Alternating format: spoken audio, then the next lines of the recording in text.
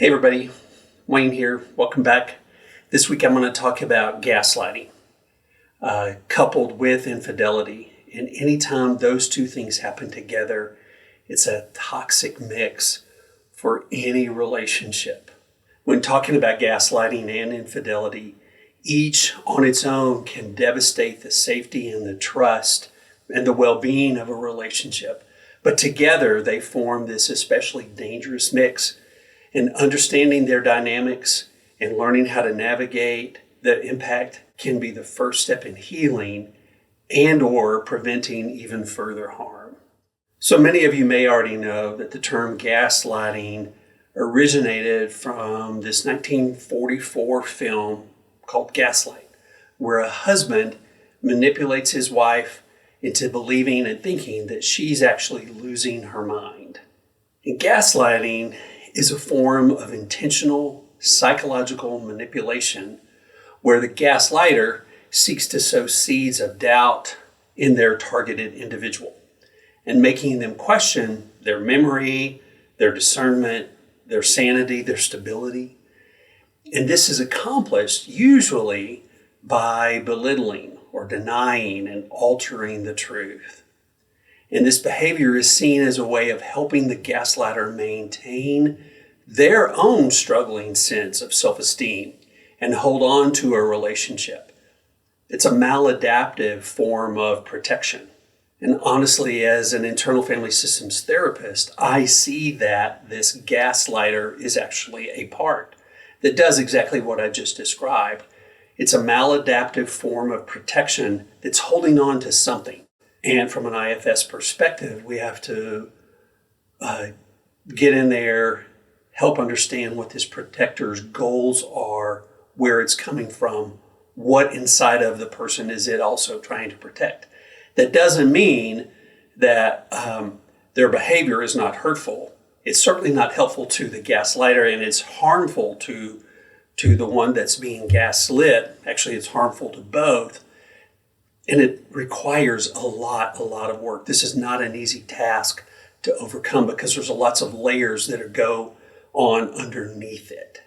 And the person that's using the gaslighting, or I'll say the part of them that is using the gaslighting techniques, needs a target.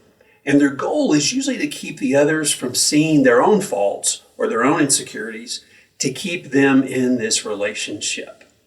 It's important to remember that gaslighting is an intentional behavior at belittling someone's sense of themselves or their reality or their experience. The intention of the gaslighting is to cause confusion. And contrary to many people's belief, memory is also fallible.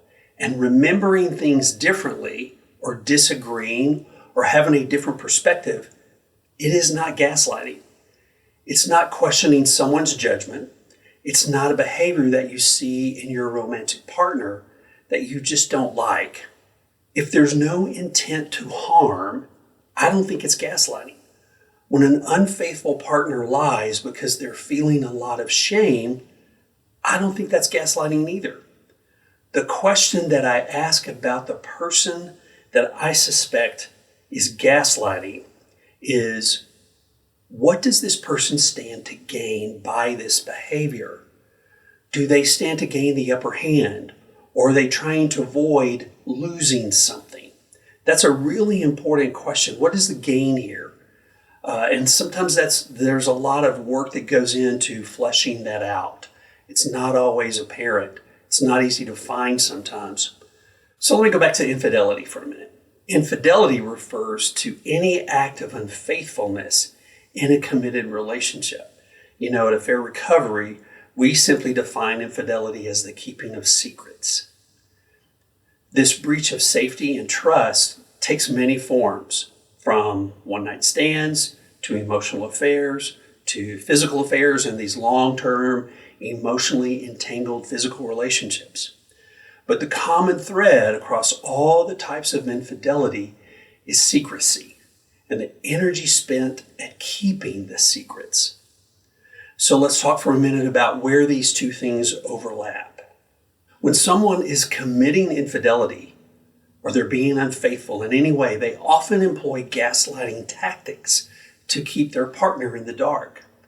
And these behaviors are not necessarily gaslighting, but they are deceitful. And remember, gaslighting includes the intention to question your sanity. Infidelity in any of its forms requires a level of deception, and gaslighting can often be a useful tool in maintaining that deception. And here's how it typically unfolds. Here's some of the most common examples that I see in my practice. The first is denial, where the wayward partner will deny any wrongdoing even when confronted, even in the face of evidence. The next is trivialization or minimizing. They may admit to the act, but they'll downplay its significance. We were just friends. It was a harmless flirt. It only happened once. That is probably the most common thing, is the minimizing that I see. Another one is blame shifting. And that's where they might turn the tables and blame their partner.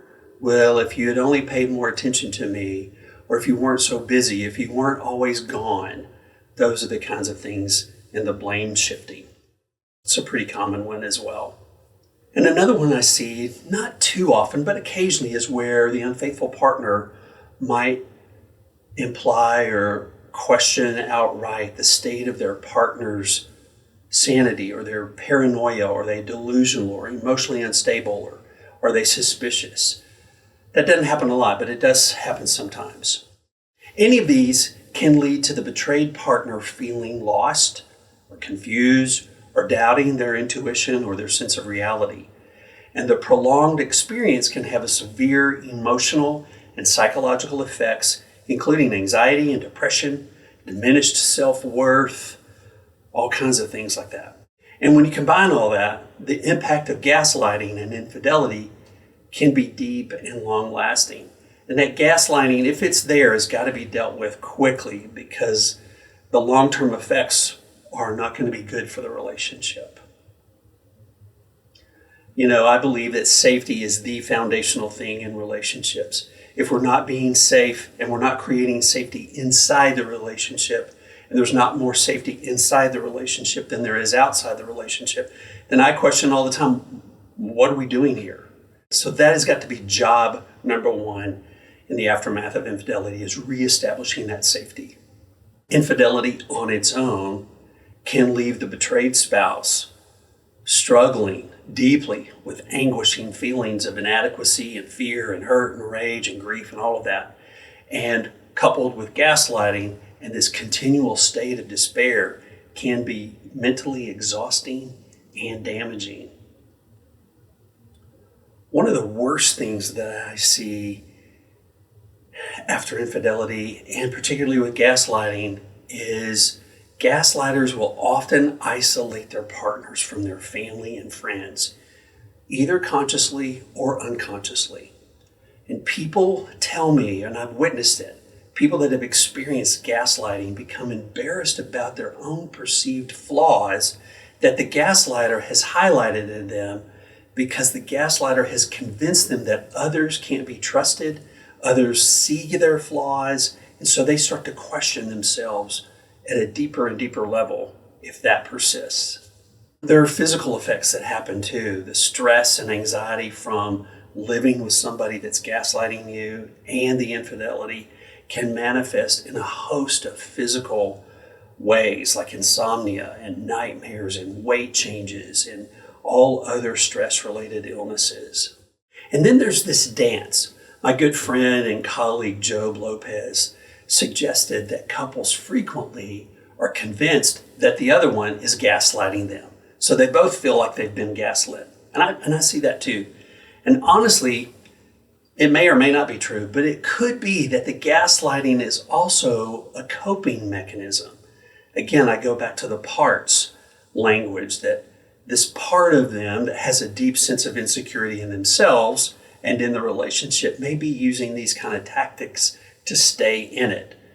That requires work with a good IFS therapist or somebody that knows how to work in that way. In any of these situations, though, what I believe is the good, healthy boundaries are important. If you perceive that gaslighting is happening, the best thing to do is take a break from that conversation, get apart from each other for at least half an hour, maybe longer, and be curious about all the parts of you that are involved. Parts that are hurt or sad or furious. A part that wants your partner to hurt too. No judgment about any of this. Just observe and be curious at the very beginning. And if you suspect that you're being gaslit, and if you're watching this video and you suspect that you might be guilty of that too, I want you to consider all of these following steps. First is trust your instincts. Trust your gut. If you're feeling and observing that something is feeling off or not going right, trust yourself. I do this head, heart, gut exercise with clients a lot, where our head represents our intellect, our heart represents our emotions, and our gut represents our core identity. And they all have a belief, these three minds, if you will. So you can start with your head. What's going on here? What do I believe about this issue? What's happening? And let your head answer, your intellect. And then you do the same thing with your heart, and then you do the same thing with your gut, and then you go back to your heart, your head, heart, gut, heart. You always go back to the heart because the heart is central. And you'll find an answer. I know it sounds kind of crazy and maybe a little bit woo-woo to people, but it really does work. And sometimes it works pretty quickly. Sometimes it takes several days or even longer to find out. But I really want, and I'm working with people, I really want them to get back in their body, because we think up here, and I don't believe, obviously we think up here, but we think, and we think a lot, and sometimes the things that we think are not true. So get back in our body and learn to trust this again. And if you're a betrayed spouse, I know that is really hard to do sometimes. And the thing I want you to remember is that this is not your fault. It's not your responsibility to take responsibility for their actions. Also seek external perspectives. Talk to trusted friends or family or pastors or a therapist that can provide an objective viewpoint and maybe validate your feelings and help you see it in another way that maybe you haven't before. And also find a good therapist. That's probably my favorite. A professional that's trained in these matters, in infidelity and any kind of gaslighting or other personality disorder behaviors, can help you understand and help you heal from the trauma, and then help you decide on the best course of action. I said it earlier and I'm going to say it again, boundaries. Boundaries about what's acceptable behavior in this relationship and what isn't. Don't engage in lengthy conversations, because oftentimes actually, the gaslighter can and will use your words against you. And prioritize self-care. Engage in activities that lift you up, from exercise to meditation to spending time with loved ones, getting out and doing something new. So gaslighting combined with infidelity are deeply traumatic experiences. Awareness and understanding are crucial for healing and prevention. No one deserves to be in a relationship where their reality is constantly being questioned or where trust is repeatedly broken. Everyone, I believe, has the right to love and connect and respect and free from manipulation and betrayal. And if you find yourself dealing with either one or both of these, especially the infidelity and the combination of the two, I can think of no better place than the EMS program offered by Fair Recovery, whether it's the online program or the weekend. My personal preference is the weekend, but I know because of costs and travel and kids and all the other demands, sometimes that's not the easiest thing to do. But you can find all the details about the program, the EMS program, under the Programs tab at the Fair Recovery website. I went through this program 28 years ago, and it's why I'm a therapist today, thanks to this really great tool that Rick put together so many years ago, and it continues to get better and better over time. So I thank you for your time today, and I'll see you again real soon.